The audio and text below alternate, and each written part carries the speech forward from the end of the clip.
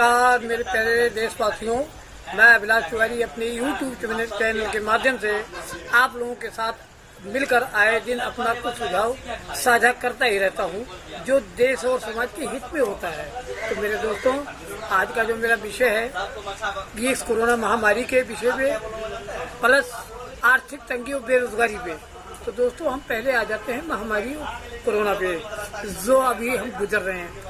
दोस्तों, आपने देखा होगा 22 मार्च 2020 को पिछले साल से कोरोना आया है, जो तब से लेके इतने कोरोना से नहीं मरे जितनी भूखमरी से मरे हैं। और जो अभी हालात चल रही है, हमारे दिल्ली के सीएम राजा बाबू जी कुछ ऑटो वालों को 5-5 हजार रुपये दे दिए हैं कि वो बेरोजगारी से परेशान है।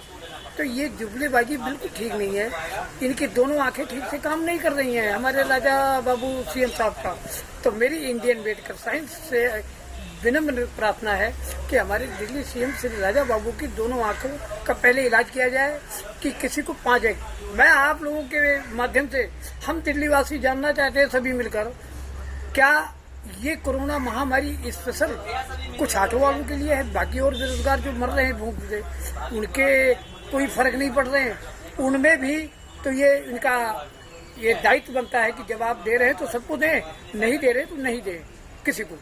जैसे ओला कैब, बस, ट्रक, ऑटो रिक्शा, ये सब ड्राइवर बहुत है सारे। आप किसी को दे रहे हो 5,000 और किसी से इधर स्कूल के बच्चों से 2,000 मार्क्स के वसूले जा रहे हैं।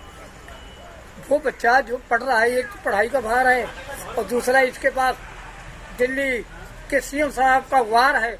ऐसा नहीं करना चाहिए। अगर हम और आप आपस में मिलकर इसका प्रश्न नहीं पूछेंगे, आपको याद होगा दिल्ली के सीएम श्री राजा बाबू ने कुछ साल पहले कहा था, अगर मैं अपनी मर्जी से चाहूँ तो एक पेन भी नहीं खरीद सकता बगैर एलजी की इजाजत के। तो 2,000 का चालान क्या एलजी ने दिया? यह सीएम साहब का है, ये तो मुझे जानकारी चाहिए। दूसरी बात कि जब आपको पता है कोरोना महामारी का अभी संकट पूरी तरह से खत्म नहीं हुआ, तो आपने बसों में एक सवारी ठीक तो दूसरी सवारी नहीं बैठती थी, गैप होता था। आपने एक सीट पे 2 सवारी कैसे बैठा दी? यानी कोरोना को आप जन्म देने का, यूरिया खाद देने का काम कर रहे हैं। ये सब रिपोर्ट आप दिल्ली की जनता को अपना प्रमाणित करें कि आपके अंदर कमी थी या सरकार ने, केंद्र ने दिया या आपने दिया। ये हम लोगों को जानने की जानकारी जरूरी है, क्यों आगे के लिए अब जुगलीबाजी नहीं चलेगी। तीसरी बात, आर्थिक तंगी, जो लेबर बेरोजगार बेमौत मर रही है भूख से। अगर इतना आदमी डरा हुआ है कि सरकारी हॉस्पिटल का नाम ले लिया जाए, वो मर जाएगा लेकिन नहीं जाएगा, क्योंकि वहाँ पे कोरोना पॉजिटिव भी दिखाया जाता है और सारे बुखार, टाइफाइड, निमोनिया ये बाउंड्री में उड़ गए हैं। मैं आपसे जानना चाहता हूँ, कोरोना आया, बाकी बीमारियाँ कहाँ गई? आप दिल्ली को स्विट्जरलैंड बना रहे थे मेरे भाई। मैं आप दिल्ली वालों सभी भाई से मिलकर मेरी गुजारिश है, ये सभी पूछे, सबका कर्तव्य है। ये दिल्ली को 2014 में इन्होंने कहा था, इनकी कुछ टीम गई थी कि हम स्विट्जरलैंड बनाएंगे। लेकिन भाई साहब, आप कहीं भी खड़े हो जाइए तो मच्छरों की इतनी भरमार है कि आपको अगर वजन में कम पड़ गए तो उठा ले जाएंगे। ये स्विट्जरलैंड है हमारा दिल्ली का। तीसरी बात, इन्होंने धरना दिया था जब अन्ना हजारे के साथ, तो सीएम साहिबा श्रीमती शीला दीक्षित जो स्वर्गीय हैं, हमारी मर चुकी हैं, मेरा उनको नमन प्रणाम, क्योंकि उनके भगवान उनकी आत्मा को शांति दे। उन्होंने कहा था, मैंने न्यूज चैनल के माध्यम से, ये इलेक्शन लड़के आए तो देखें, इनको पता चल जाएगा।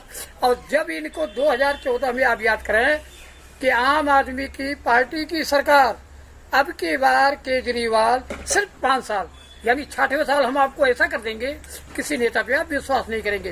ये वही तो कर रहे हैं और करके दिखा भी रहे हैं। लेकिन ये जुगलीबाजी नहीं चलेगी। ये दिल्ली की जनता है, सब नवयुवक जनरेशन सब जानती है।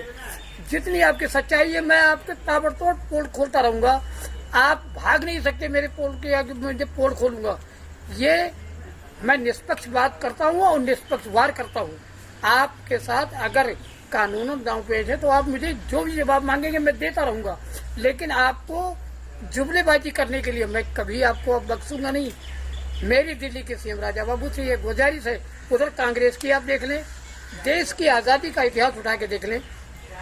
पंडित जवाहरलाल नेहरू का नाम पहले, जवाहरलाल नेहरू स्टेडियम, स्वर्गीय इंदिरा गांधी जी का आप देख लीजिए, इंदिरा गांधी एयरपोर्ट, अब उधर राजीव गांधी स्मृति। मैं आप लोगों से जानना चाहता हूं कि भारत देश के अंदर उस टाइम और कोई आदमी नहीं था। ये एक संस्था है साहब, पार्टी बना के पैसा ऐंठने की। नेता आपसे जब ये निवेदन करता है कि मुझे वोट देना, हमारी आपकी कमियां हैं मेरे दोस्तों। मैं आपसे फिर भी कह रहा हूं और बार बार के पिछली भी रिपोर्ट में कह चुका हूं, अब तो जागो मेरे दोस्तों। भारतवर्ष के सारे लोग, अगर आप नहीं जागोगे तो कब जागोगे? क्यों? अपनी नई जनरेशन के लिए मैं कर रहा हूँ। मैं तो 20 सालों से कर ही रहा हूँ। मैं किसी से 1 रुपया मांगा नहीं है, न मांगूंगा जब तक मैं जिंदा हूँ। आप कब जागेंगे? मेरे लिए नहीं, देश के लिए, अपने भविष्य में आने वाली जनरेशन के लिए। कल को उनके लिए क्या रखोगे आप 500 रुपए में 5 किलो जलेबी में 2 फुल क्रीम दूध में बिक जाते हो वोट देके। आप अपनी कीमत नहीं समझ रहे हैं। मैं आपसे गुजारिश करूंगा, जो राजनेता लिखकर एग्रीमेंट न दे, आप उसको वोट ही न दें, चाहे किसी भी पार्टी का हो।